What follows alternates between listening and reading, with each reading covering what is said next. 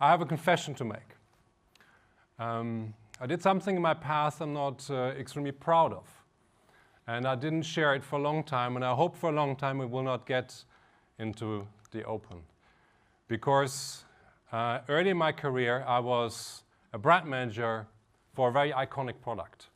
For a product that takes a lot of technology to make, a product that our grandparents didn't have, and a product that many of you have become so accustomed to, they even take it into their bedroom. Kitchen towel. I was the brand manager, and I had a very simple job: grow this brand. And I did. New designs, new packaging, new advertising, TV, radio, print, direct mail. And it worked. We sold more than ever. My boss was happy. I got the promotion. And I shouldn't have done it. Because in my 2 years at the firm, I destroyed millions of company value. Here is the truth about kitchen towel. Customers don't care. I sometimes thought kitchen towel exists only to make every other product in the world look really interesting. This is about price or about radical innovation. We were bleeding cash. We didn't have an innovation. We were a high-cost firm. We should have sold this when it was big, not 10 years later for almost nothing. My job description was in the way, because my job was to grow it. But I'm not the only one who get this wrong.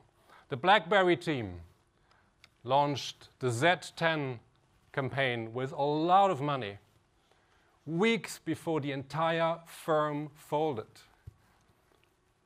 because their job description said do advertising.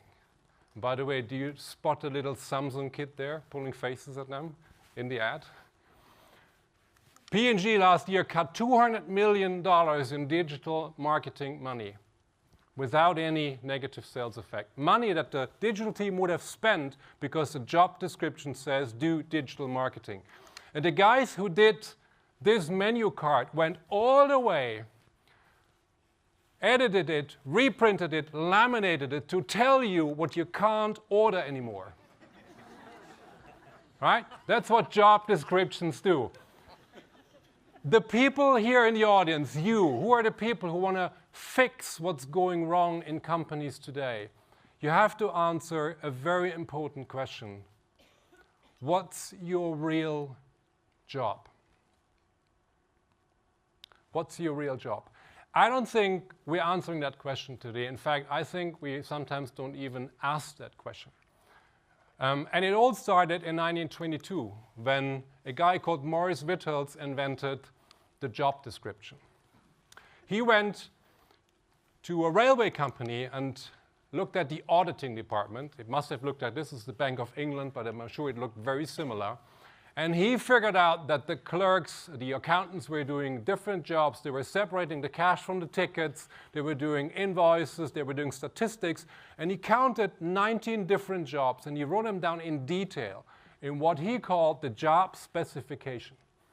And finally now, the firm was able to hire, train, recruit, and promote accountants in exactly the same way time and time and again. And almost 100 years later, we still love the job description, right? We can hold people accountable. We can add fancy new competencies when we went to a mindfulness workshop.